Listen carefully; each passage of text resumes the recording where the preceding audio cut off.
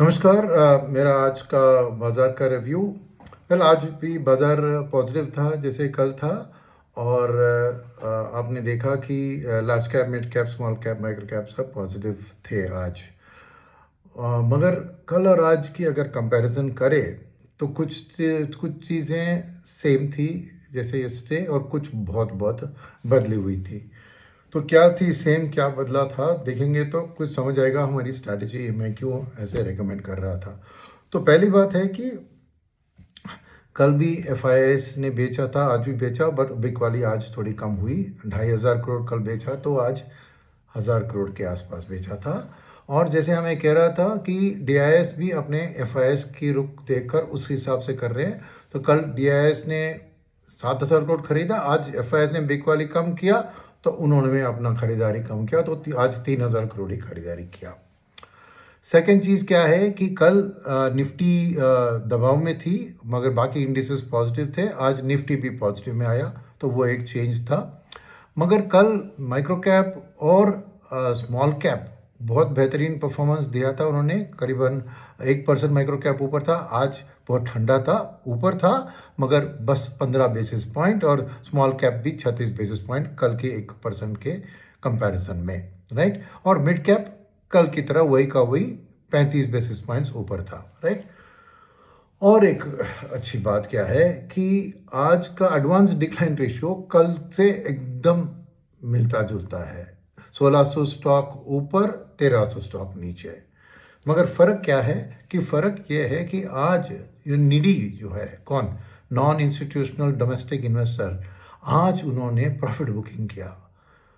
भले ही आपको advance decline same दिखा, क्यों? क्योंकि देखे ना, माइक्रो कैप और स्मॉल कैप इंडेक्स की ज़्यादा बढ़त नहीं थी।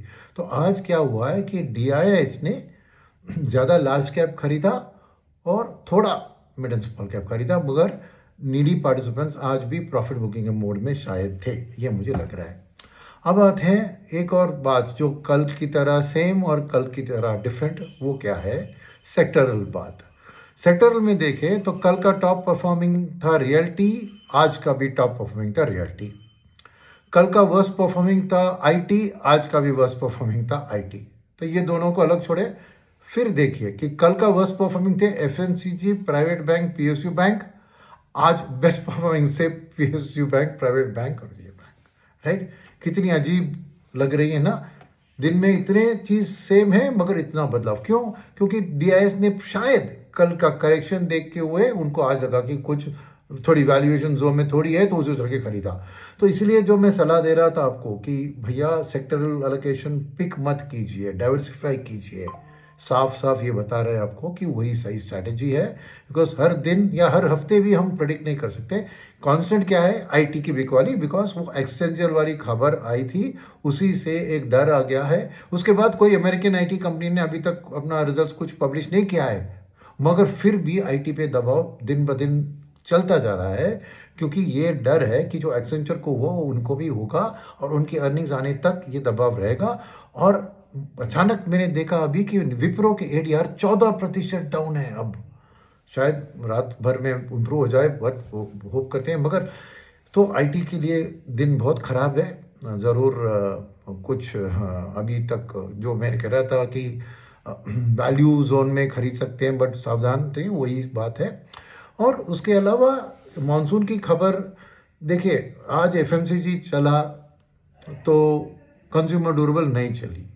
मगर अगर आप देखें तो कारण क्या है? कल मैंने कहा था कि FMCG का, क्योंकि रूरल कंजम्पशन में मानसून का दबाव दिखेगा करके, आज क्या हुआ पता नहीं। तो क्या है, मुंबई में बारिश आज बहुत सख्त हुई तो इसके कारण लोगों की सोच बदल गई, पता नहीं। ये सब हम थियरी में बात करते हैं, तो प्रैक्टिस में ये सब नहीं होता है।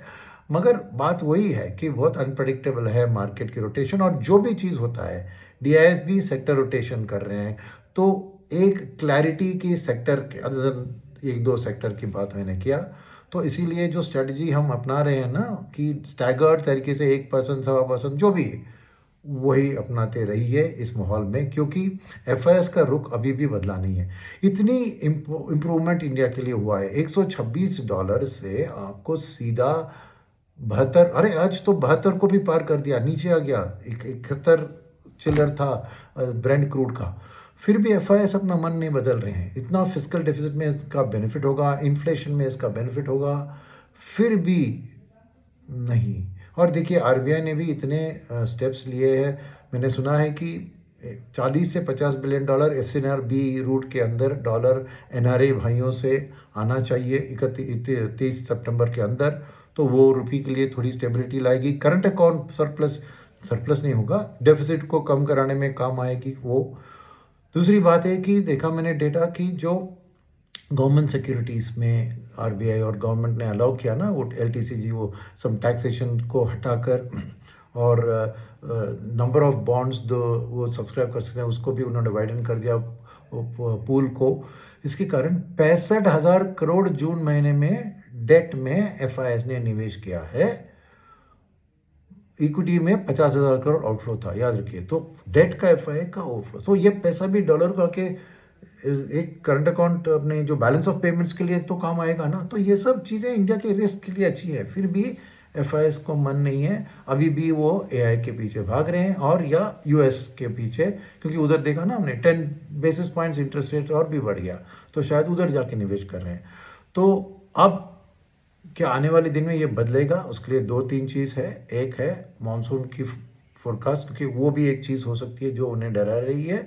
तो अगर जुलाई महीने की मानसून अच्छी आई आने वाले दिन में, मुंबई के बारिश से ले जाइए मत, हमें फसल जहाँ पे सीडिंग होता है, सोइंग होता है, उधर बारिश चाहिए। तो वो सब बाद में ही पता लगेगा। जुलाई मंथ एक इम्पॉर्टेंट मंथ है उसके लिए।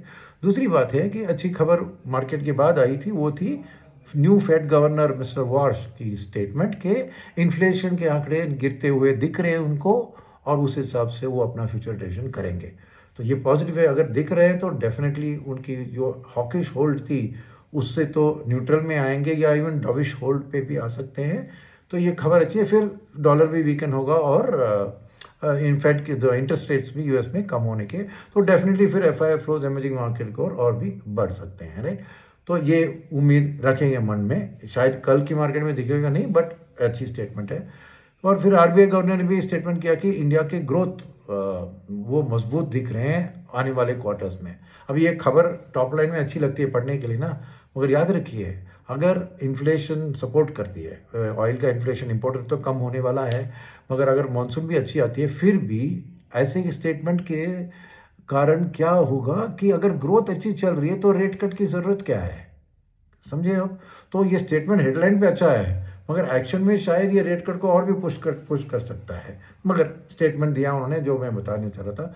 उसके अलावा कुछ और मैक्रो डेटा जो आज से मैंने सोचा कि कुछ और माइक्रो या कुछ खबर भी आपको दूं। तो आज वो HSBC का एक PMI होता है, मैन्युफैक्चरिंग इंडेक्स PMI डेटा, उसमें मैन्युफैक्चरिंग का थोड़ा कम आया, 54 compare to 55 last month, right. But 50 के ऊपर ही एक एक्सपेंशन जोन है।